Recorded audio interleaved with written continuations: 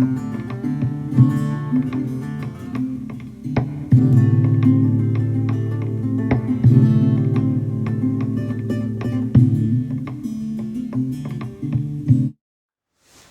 everybody, welcome back to Push and Paint. It's another episode. I haven't even edited the last episode when I'm filming this, but if you've got an idea, you got an idea. So you start painting. Anyway, how's everybody doing? Hopefully good. Hopefully enjoying your summer. We took a little trip to the UP over the last couple weeks ago, up to Marquette, up by all over the place, up there. And got a chance to take some really good pictures. So what I'm going to be working on today is one of the scenes from up there. We're kind of doing a deep woods kind of shot with this cool cliff edge at the end. I know that doesn't really make sense, but it'll make sense when you see it. So, anyhoozle, if you're not already subscribed to the channel, go ahead and hit that subscribe button.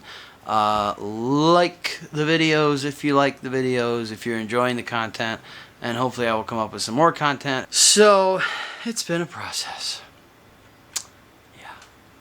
And I'm trying to buy some land in the UP so I can bug out and live off grid and just paint and enjoy life.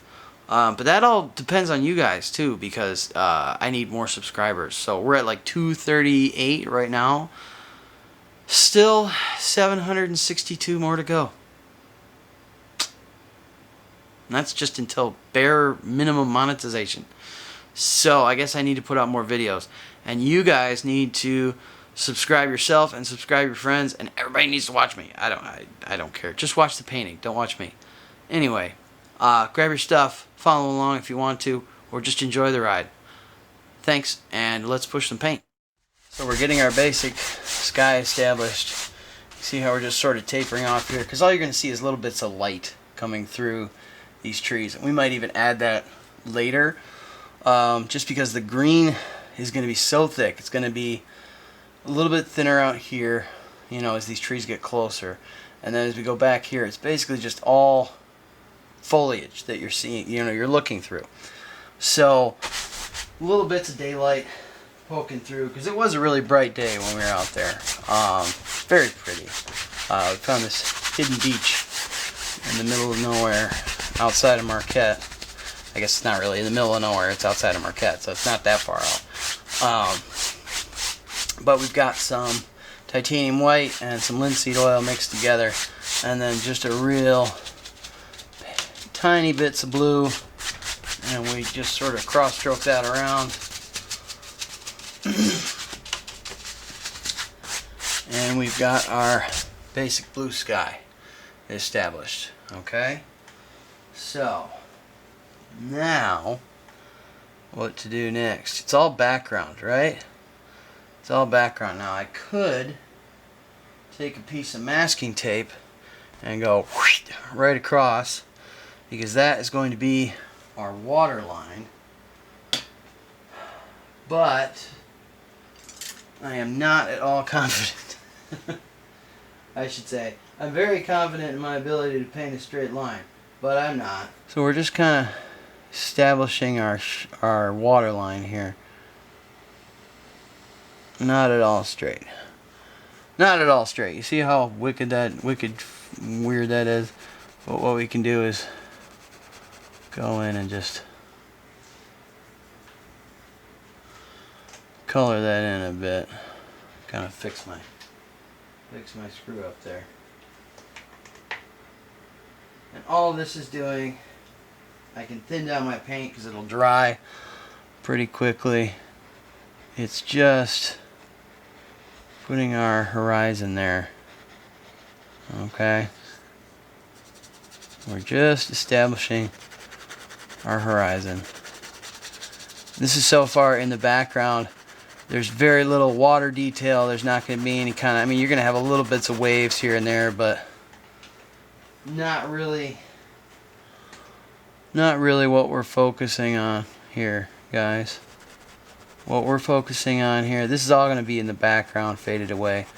What we're focusing on is our wood path here, up close and personal, okay?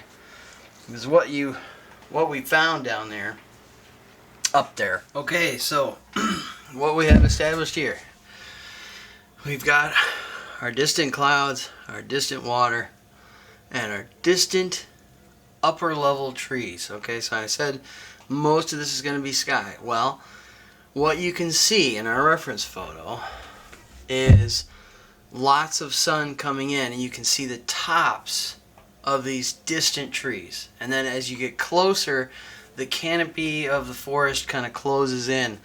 So what we're going to do, we did really light sap green. I mixed some white and some yellow with our green just back here, and we just did use the fan brush and just established not really shapes but mostly just colors. Okay, so that's just our really distant stuff. And then we're going to come around here and we're going to do some up here, and it's going to be the darker green that sort of blocks out the light. So we're still going to have lots of green, lots of color.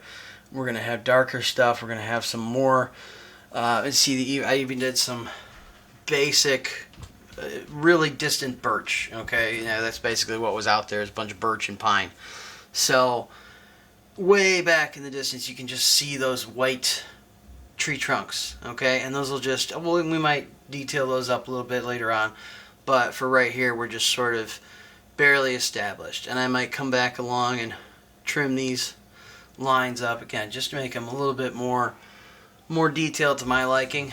The fun part with this one is going to be playing with the light, okay, because the light is all coming in from everywhere. It's a bright sunny day, so it's coming from straight overhead.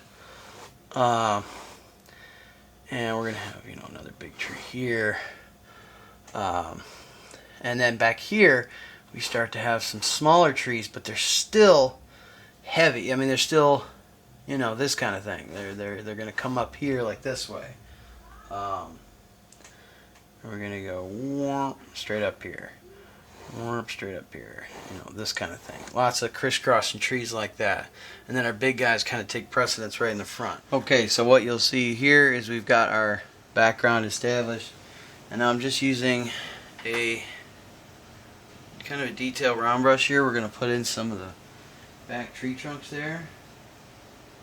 And they're relatively dark on this side. These are a lot of trees, and I gotta try not to, hard to mess these up really.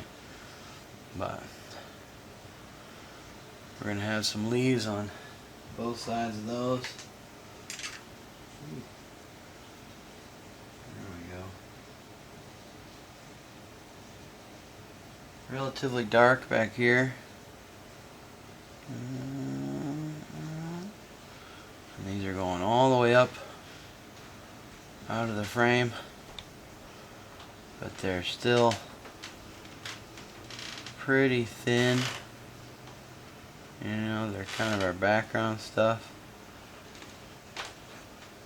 Okay, so we're going to have lots of them, and getting these guys in here is important. It just establishes my lines here, lets you know where my trunks are going to go, at least these trunks. And some of this is probably going to be covered up too, but it's okay. We're doing this whole painting in layers. What we're doing here is coming back to it after letting it sit for a day or so and really drying up some of the excess oil. And that way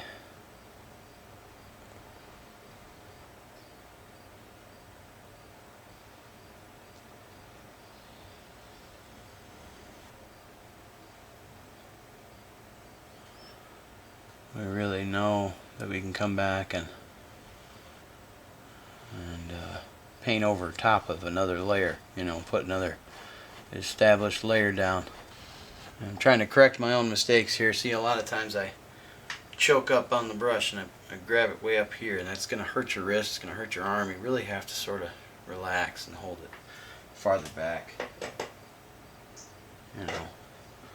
When you're doing some up close details, I guess it's a little better to hold it a bit tighter, but it's really about practicing your wrist control and everything. There's going to be some greenery back here. This whole area is going to be kind of shrouded in green stuff. But we are definitely going to have some good strong trees that come up.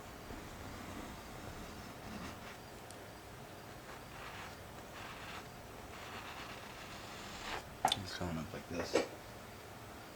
We got a couple on this cliff here that were just about over the side. There's a few that did fall over the side after a time. Now we're going to establish our lighter stuff in the back here. So we're going to do little bits of the lighter green here, and then we're going to come through and we're going to darken it up as we go through, because it loses the light, because our light's shining through this way, so we can't see a lot of it here, but we get the light stippling down in here. As we can see here, we got our mid-tone browns, and they're a bit lighter there because we're going to come through and we're going to highlight those even more later. So this is just kind of a reminder. It gets our mid-tones down there, lets us know what we're going to do later on. Okay, see how I might be thickening up these trunks a little bit, but that's okay. I like the character it's giving them. I like the wild look. I like that random sense. We don't want a clearly divided line down the middle of our tree trunk. That would be unnatural. We want that to kind of, see, there I am choking up on it again. We want it to kind of blend.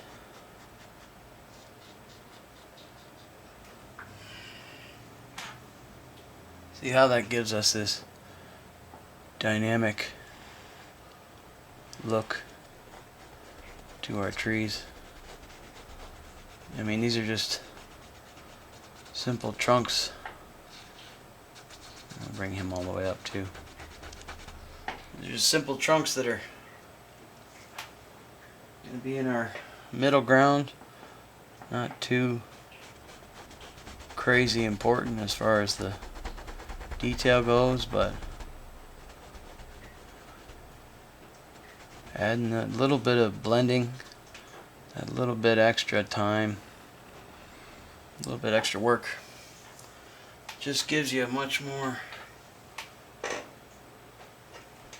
dynamic look to your trees. Okay, so I know I've done a lot of work here that you weren't able to see, but it was a lot of tedious stuff. What we did is we sort of finished off this mid-ground here, put lots of highlights on these trees. I really want the sun coming in here and the darker side in here, but you can see the shadows kicking across there. We're going to mess with those a little bit too, a little bit more probably, and put some shadows in and some dark spots and white spots, and just let the light play along there. So, but anyway, we're getting to the front foreground here, and this is what Bob Ross used to call his bravery test.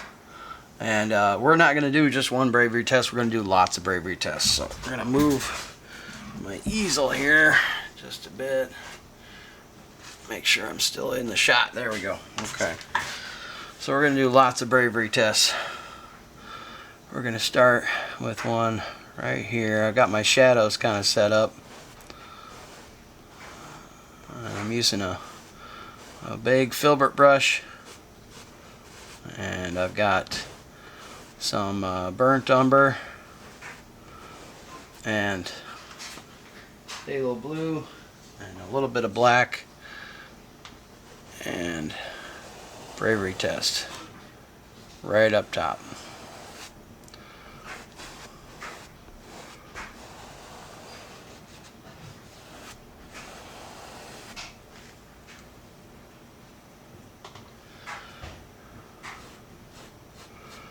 And we let that other paint dry.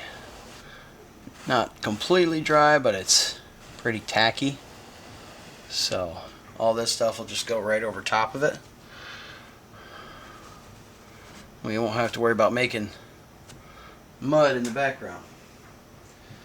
And I've got a bit of linseed oil mixed with this. So we're going to do another one here. This one's going to have a bit of a curve to it.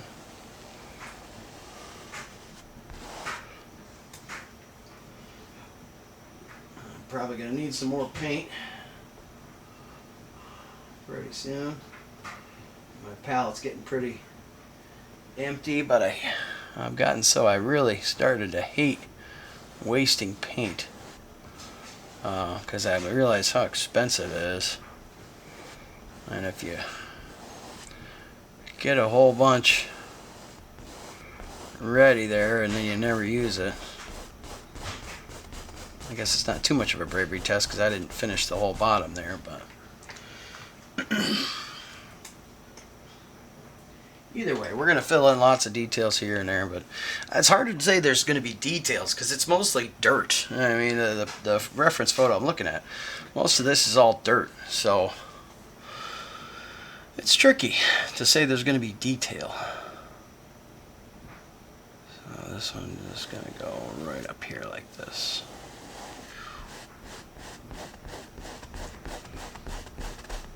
I just watched the documentary on Bob Ross that's on Netflix. Speaking of Bob Ross, the man himself,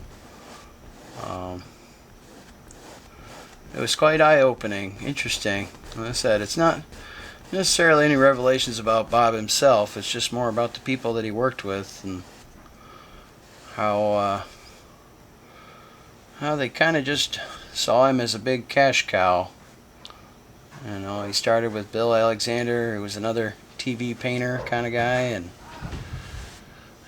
wanted a more gentle approach to it. Bill Alexander was always kind of excited to, you know, be on there. Bob Ross is more of a cool cucumber kind of guy. Give him a nice wide base. It gives us some reference for those shadows, you know. I had the shadows drawn in there, painted in there, I should say, and no real reference for where they came from, so it's kind of a confusing looking painting for a minute. But it just gave me that, you know, now that I think of it, I meant that to be a stump. Oh well, what I can do is drag that shadow all the way across. Maybe I'll put a big stump in there somewhere anyway. Yeah, somewhere. I haven't decided where yet. Maybe about here.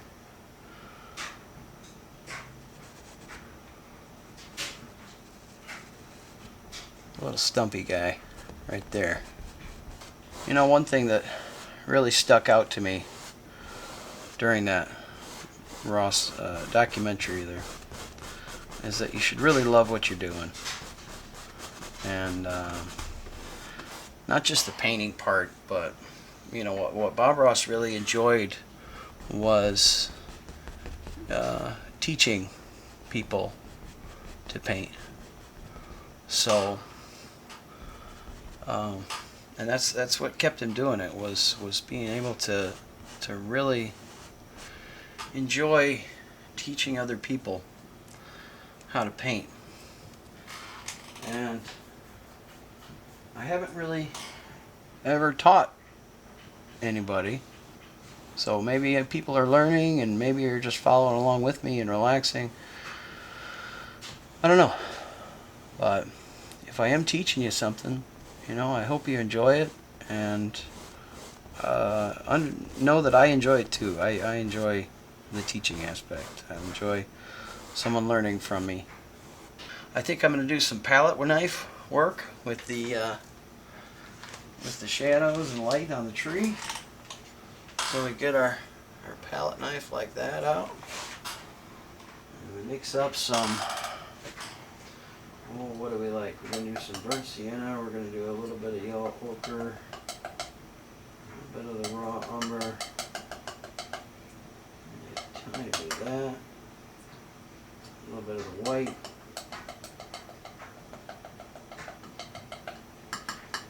I'm really going to rough mix this, you know, we're sort of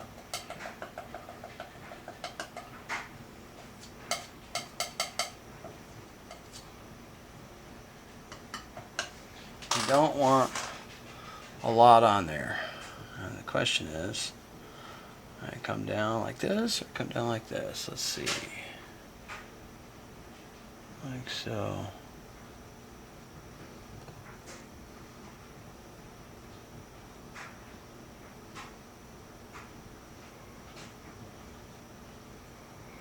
It gives me that nice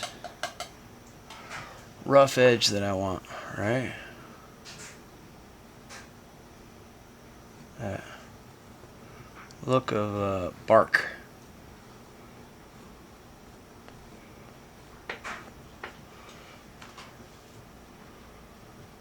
I'm going to draw this back and across, and we'll come through on the other side and put some reflected light. And what I'm doing is just putting little bits of paint. Here, we'll move that up there. You see that? Running that down just like so. And then dragging it across. Just lightly, like that. See it? I don't want those lines to get too symmetrical or regular, so we're going to break that up a little bit. Bring my palette knife down, break any patterns or regularity that I see, that kind of thing. Okay? Come back, get another little roll of paint. Start on this one. Boom. Boom. Come down just like this. Bring it around. Follow my line of the tree.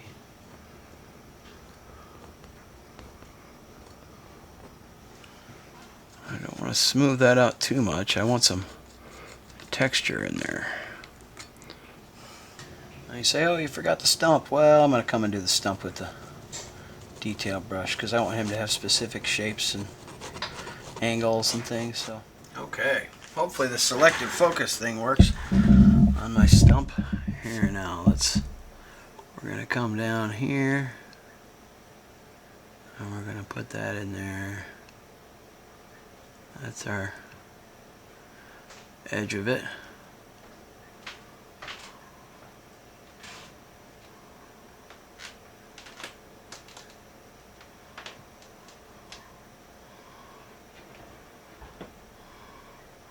That's how subtle I want to get. I don't want too much color in this guy.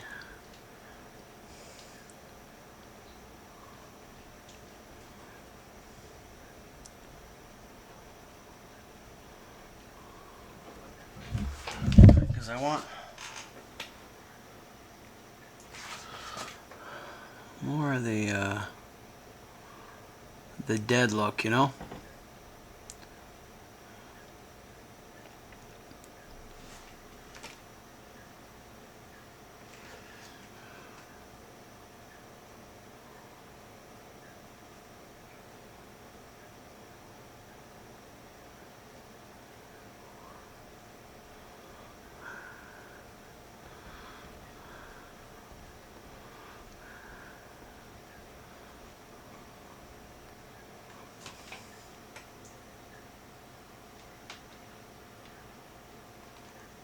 Maybe a bit more of the yellow ochre in there.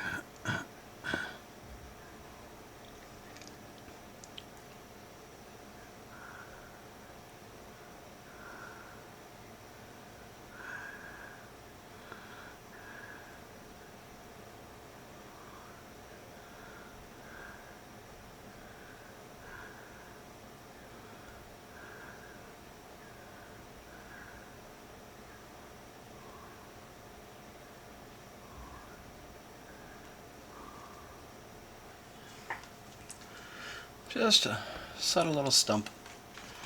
It used to be a big tree, that's for sure. Now we got some moss at play here. You know?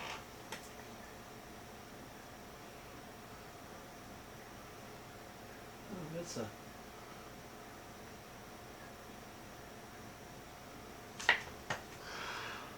little bits of moss.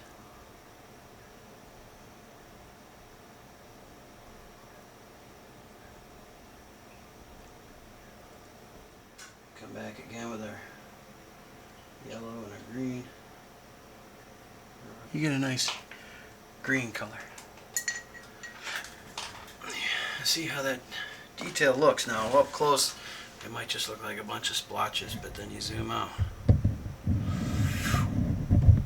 And we get a nice little old world stump sitting there. So we're gonna work on our dirt details. Lots of roots and stuff down here. Okay, so here we are. We've got our main everything basically established, and all we have to do now is lots and lots of little details. So basically gonna start back here and work our way down, and there's gonna be lots of little roots and sticks and rocks and just mostly dirt. I mean, it was kind of a dirt forest. There wasn't a whole lot of ground cover, ground plants, because these big trees kind of block out the sun, and so you don't get a lot of that ground cover. Oh, just kind of enjoy the show. Oh, listen to some music.